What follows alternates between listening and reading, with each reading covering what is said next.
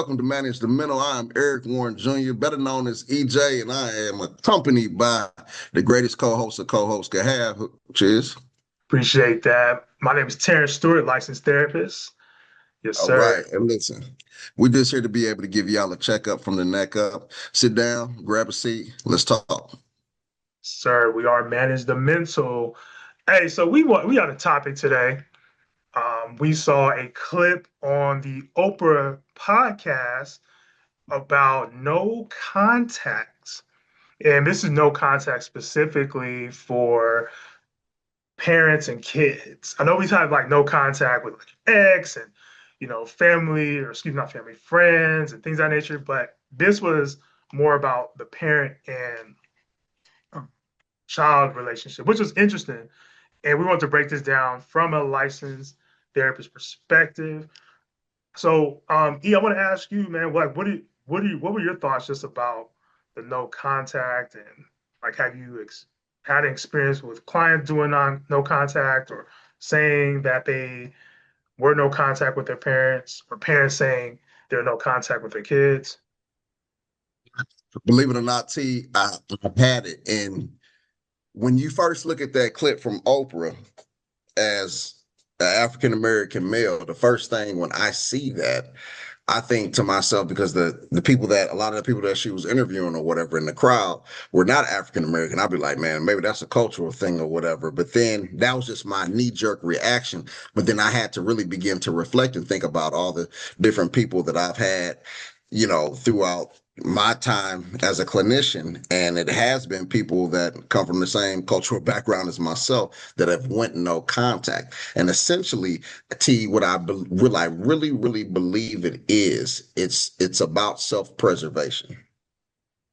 Just because somebody is a family member, they may be a sibling, they may be a parent, they may be a cousin, or whatever the case is. Sometimes people use those titles and feel as though that they can just have their way with people. They can say whatever, they can do whatever, however, whenever, wherever they want. And there comes a point in time when the person that is the recipient of that behavior decides to no longer want to hit the ball back over the net. Like, I ain't finna go back and forth with you no more. It's over. Mhm. And that's how it ends up happening. But it's not a single thing that just happens. Like one day somebody just wakes up, you're like, you know what? I want to know what it's like to experience life, to have all my living relatives, and I don't want to talk to them no more. That ain't how it works. It's most of the times it's an accumulation over time of just constant boundary violations, whether it be emotional boundaries, financial boundaries, spiritual boundaries, whatever the case is. It becomes too much, and people have to engage in self-preservation, which means that they just kind of have to take a step back and be like, man, look, I'm cool. I love you. Love really ain't got no distance. And that's probably their logic. Love has no distance, and Mhm. I can love you from a distance. My distance is going to be a little further. So I'm praying for you. I hope nothing but the best for you. But if I keep playing around with you, you're going to have me sitting there walking out down the street with no shoes and socks on Mhm. Mhm. in 25-degree weather, Oh having a man. conversation with myself.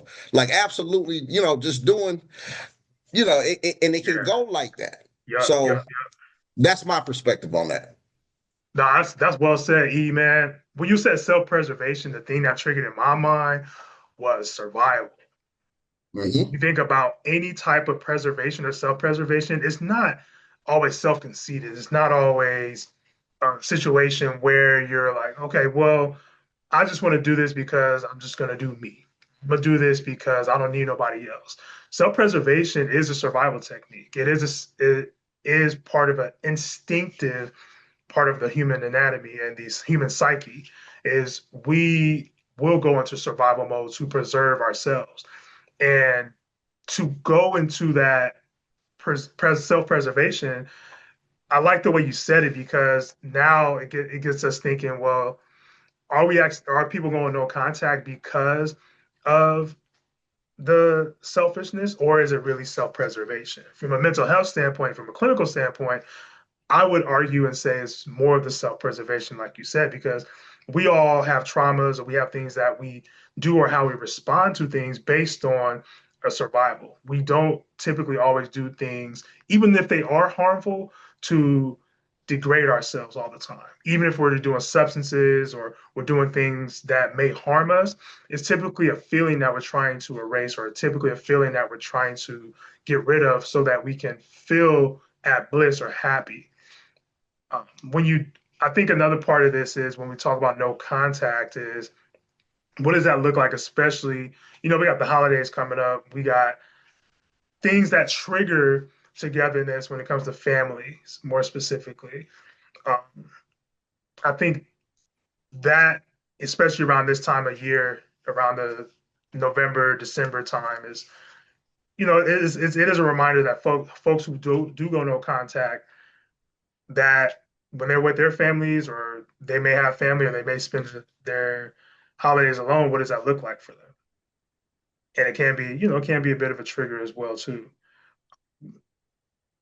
I see. And I think it's important to note, though, that it's two different experiences, that two people can potentially have the same experiences that are on the opposite ends of the spectrum. So Mhm. you may have one person that has decided, look, I'm going no contact with my parents. I don't want to talk to them no more, or whatever the case is. And or my family. And as a result, they do experience loneliness, in particular during this time of the year when it's holiday season and everything is kind of centered around fellowship, family, fun, and those types of things. But then you can have somebody else on the other opposite end of the spectrum that has been you, the person that is not no longer being contacted.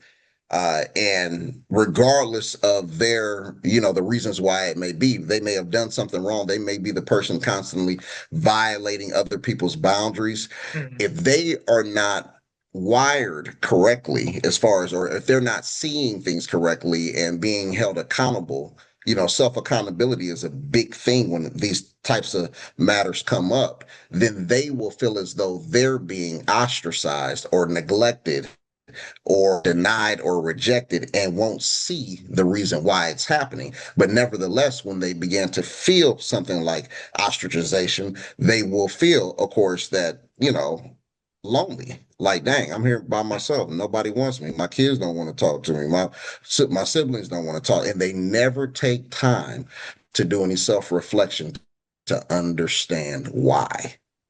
That's the Mhm. one thing I always ask my clients about. T. I always ask them, we understand the what's going on. Oh, I'm not talking to my family, but what's the why? Mhm. Let's get into that part. Mhm. Or my kids aren't talking to me. I'm upset. I'm here because my kids aren't talking to me. I understand all that. And we want to be able to process that. But we just know we also got to be able to get to a space where we talk about the why. And that's a heavy thing. But both people on both sides of that spectrum, obviously during this time of the year in particular, experience a great deal of loneliness. Absolutely. The part of that conversation when Oprah was talking about the no contact on her podcast, there was there was one part where somebody was mentioning, well, since I'm the parent, why should I have to mend that relationship, especially if the child is choosing to go no contact. And I kind of want to hear your perspective, but I think there is more accountability with the parent, even though the kid may be an adult. It can be a grown, full 20, 30, 40-year old adult. There is some responsibility for the parent to take into account their role in which they played in this. Now, it's not always the parent's fault. I'm not saying it is, but typically when a child is going no contact, there's something there growing up. And it's not, again, like you said, a single incident, it's things that led up to them actually going no contact. And parents have to be open to have that conversation, those hard conversations around that accountability piece. Because just because you had a situation where you raised your kids, you gave them the basics, the food, the shelter, and all those other things, but there may have been a points where they needed support, they needed emotional connection with you, and you weren't able to provide that. But as a parent, you parents may say, okay, well, I just did the best that you can, which is very true. That's not knocking any parent that you did the best you could do, but also in turn you did all those things, but knowing, and it's kind of hard to say because we always do things in our life and we're like, oh well, I gave it my best, but sometimes our best isn't enough. We still have to do a little bit more, which is sometimes hard to hear, uh, as like a, as a parent. So I remember me having hard conversations with my parents about certain things. I didn't necessarily go no contact, but there has to be those hard conversations that happen in order to mend. And I think as I would say just as kids, even though we're adults, psychologically being in that mindset of kids, like sometimes we may just run away. We run away from a situation, and the situation can be mended, but every situation is a case by case situation as well. Like parents can be very traumatizing. They could have been physically abusive, sexually abusive, or whatever it may be. And yeah, you may have to self preserve so that you don't harm yourself any further. But there's also instances where conversations can happen, but they're typically avoided, and that's why things don't typically get mended. But I want to hear from you. What do you feel like as the dynamic for parents' responsibility as their kids may go no contact? Yeah, well, I think what happens, T, is that number one, both sides have to be held accountable. Yeah. But you got to understand an adult will never forget being robbed of their childhood. And as a result, they're not going to forget the individual or individuals that stripped them of that childhood. So many times in our communities, we see parentification, role reversal. And sometimes that can be exhausting because you have to do so much that you be like, man, I just, as you get older, you be like, man, I didn't have that experience. My parents always had me doing this or always had me doing this, and they kind of took that from me. And so what ends up happening is, it's conditioning over the years. If your parents are like this way towards you at 5 and they continue to be like that at 10, 15, 20, 25, and then your parents will always see you as their child, but won't be able to see you as an adult. And that's where a lot of times, it's because I'm the parent, so you should do what I say. And it's like, no, I get all that. Honor thy mother, thy father. That's very, very important. But in this instance, you are overstepping boundaries. And so people be like, you know what? When I was younger, I depended on you to feed me. I depended on you to give me clothes, shelter. So I knew not to talk back, or even when you were doing something that I thought was wrong. But I'm an adult now. I got a whole job. I got kids that depend on me. So no, I'm not. If I'm not finna go to the store to go get you no cigarettes, I'm not. And if that means that you finna curse me out, I'm cool.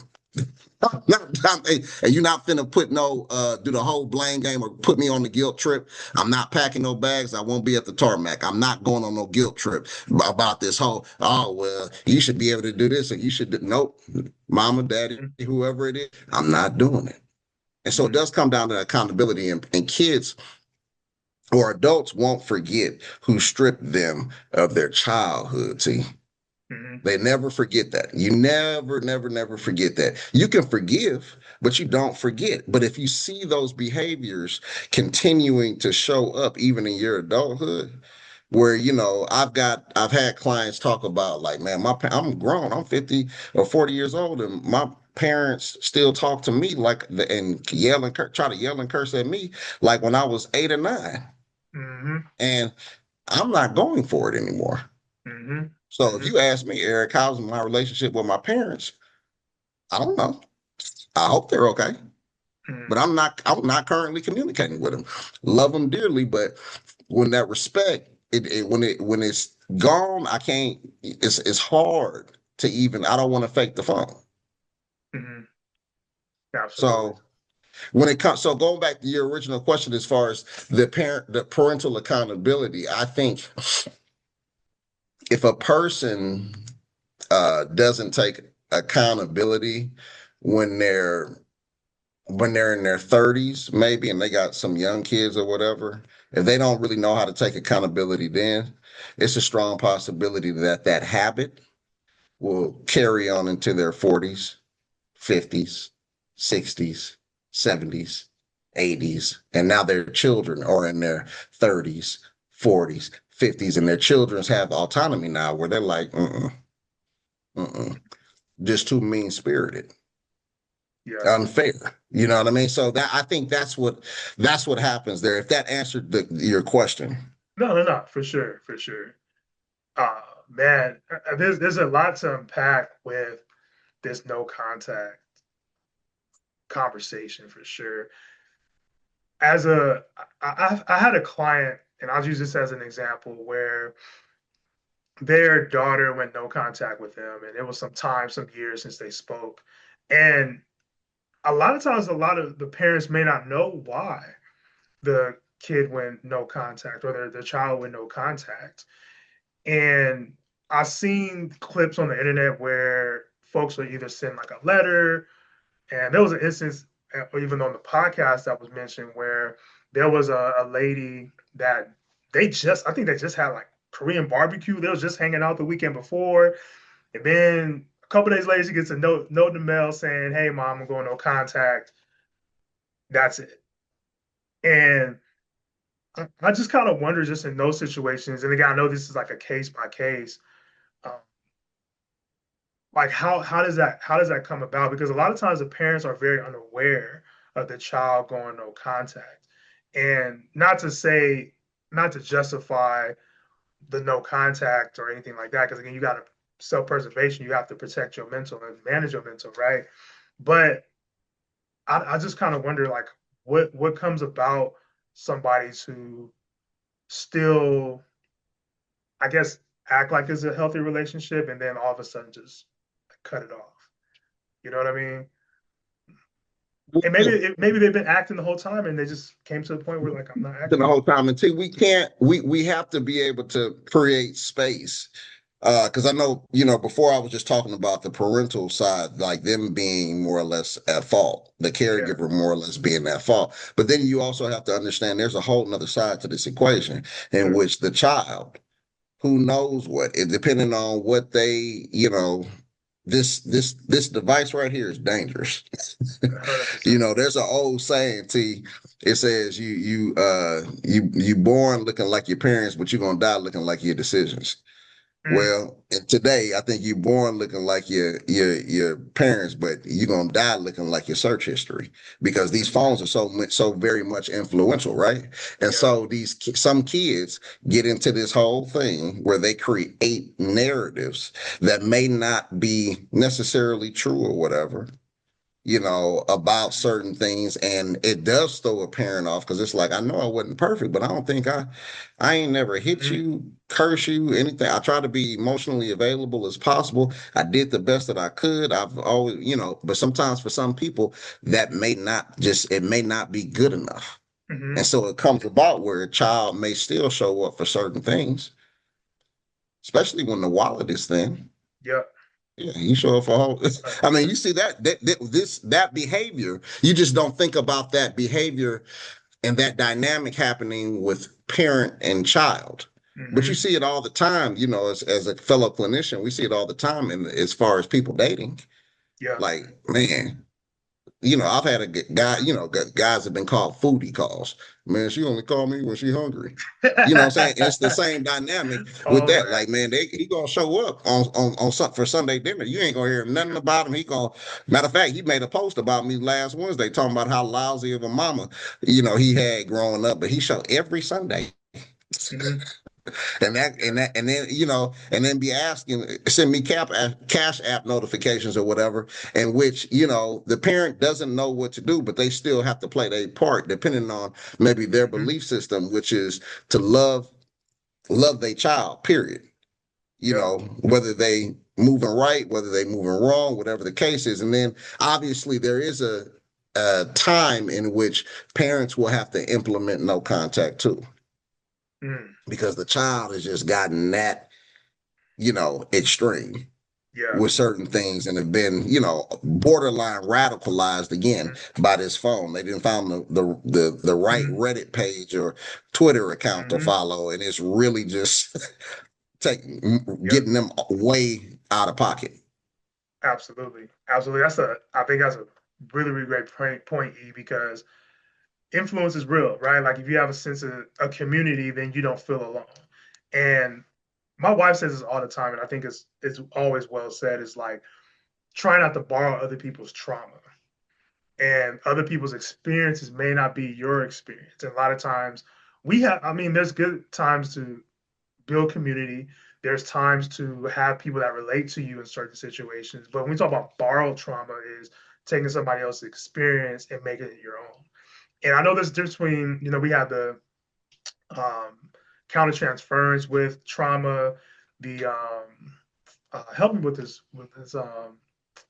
what's it when somebody else is experiencing something and what's that called? E? When What are somebody you else talking about as experiences, when the clinician experiences well, like if something somebody from else is, a my mind, vicarious trauma? there you go, Yeah. vicarious trauma. So that's not borrowed trauma. Borrowed Yeah. trauma is like I never experienced that, I, and I don't see myself as this person. Sometimes I always use vicarious trauma as me being a black male having experience with the police. If I never experienced the things other people may have experienced, then I can at least relate on a level to where I see somebody that looks like me experiencing the same thing.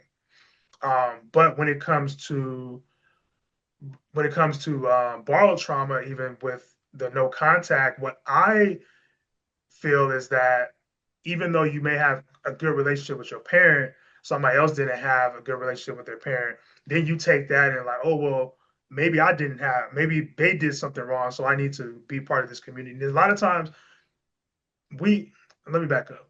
A lot of times we are so desperate for communities that we latch on to things that we can find like maybe a little relevance to. And I think this is where we borrow a lot of trauma. And like you said, we hop on these Reddit pages, we hop on these influencer pages or people telling these stories, and you want to resonate so badly that you start to personify their own trauma and borrow their trauma. And when you do that, it's not healthy for you, nor is healthy for anybody else, and nor is not healthy to the narrative because it's kind of like you're like an imposter to the community, like you don't have that experience. But now you're Malibu's most wanted. there. You go. Your Malibu's most wanted, and it's like be rad. You're gonna get exposed. Yeah. You know. Yeah. But that So. happens, and we've seen it. We've seen it time and time again. Not to get too far off base, Mhm. but even within like how we process not so much social media at our in our age range necessarily, but how we were with just music growing up. We wanted Mm, to be oftentimes something that many of us were not. But if it was right though, because many of the hip hop artists or rap artists, they were portraying something that they weren't. So it was kind of like yeah. all of it. It kind of comes from the what I like to call the Vince McMahon theory, where the whole thing is to convince people like this is real. Hmm. And if you not care, you really start buying into it and believing it and stuff like that. And Hmm. it's the same type of thing that they use like for some of the people within the realm of hip hop and rap where they fabricate these stories. They even call themselves names that don't even or but they get into it so deep that they start to believe it. They start to Hmm. I've officially believed who I say I am in this studio. I really thought that I really became this person. And Man. so, like what your wife was saying, as far as not borrowing other people's trauma, if they are allowed to borrow that trauma, they will begin to, literally kind of transform into whatever that trauma looks like and carry it around. Hmm. And their parent may be looking like, huh? What you mean? You ain't have no, I didn't feed you. Hmm. What? Hmm. What? And the parent is completely lost. But there, the parent would have to know if that is the situation. Like my child's gonna, what I'm saying? That is the child is really has a mental health condition that's probably just went undiagnosed. Man, that's the worst. Is an undiagnosed person Oh yeah, it's in the dangerous. streets. I'm not talking Yeah, about it's dangerous. homeless person or nothing like that. It could be somebody at your job, somebody. And I know this is off topic, but this is somebody undiagnosed walking around untreated. Is the Yeah, worst. yeah. Yeah, man. Any other thoughts about Anything else come to mind? I think that. I want to go back to the to that word that we started off with is or that term self-preservation and Yeah. just understanding that that is it's important. And while somebody can go no contact, it's important as practitioners that we if somebody like that comes across our practice or whatever, that we're able to pretty much present them with, unconditional positive regard and letting them know that, hey, we understand that you're going through this, but supporting them, because while they have made the decision to go no contact, they may also feel feelings of guilt, shame, different, there's an array of feelings that also may accompany that. And just, if somebody is doing that, we just got to be able to support them, because only we know their story. And you don't want to, just like your wife says, you don't want to borrow somebody else's trauma. You don't want to reduce their trauma either. Factual. You don't ever be that, oh, it wasn't that bad. Factual. Mm-mm. Yeah. You don't know that. Yeah, don't do that. So it's just good practice. Most definitely. Most definitely. Yeah, man. I think this is a great conversation. Obviously, it's one of the newer conversations, but I feel like it's not going to go anywhere anytime soon. No, it's a thing now, and unfortunately, it's kind of like a trendy thing now. It's like, Hmm. like people do these challenges. It might Some people will probably process this as a challenge. Like, man, I'm about to go no That's contact with my parents, because that's how powerful though mm, this social media thing is, bro. hmm. Where people Nah, began to manufacture problems that were not there. hmm. You Nah, know what I that's mean? They facts. began to try to they literally began to break things just so they can literally say they need something, that, oh, this has to be fixed. Hmm. But Nah, they're that's the where ones that did it. I mean, that's the way that it's a real thing.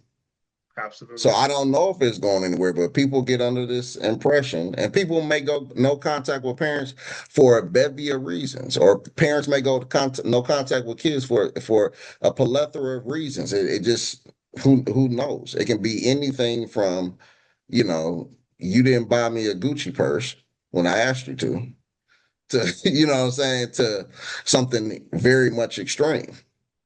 Hmm. That's And a fact. so, all of it has to be obviously considered. And I think more and more conversation around this subject matter needs to be had. Um, Hmm.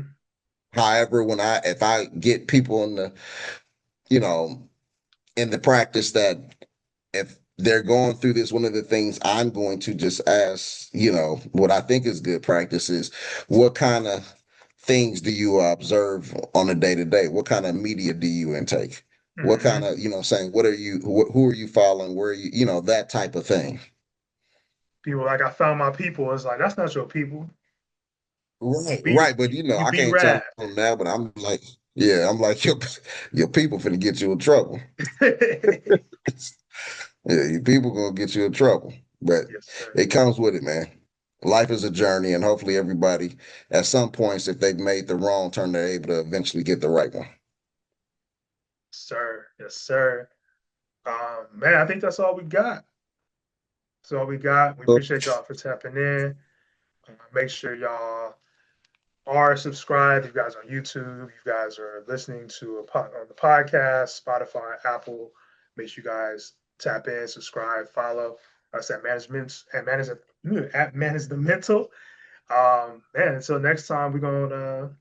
It's good to be back for sure. Most definitely good to be back. And yeah, we're gonna continue to run it up.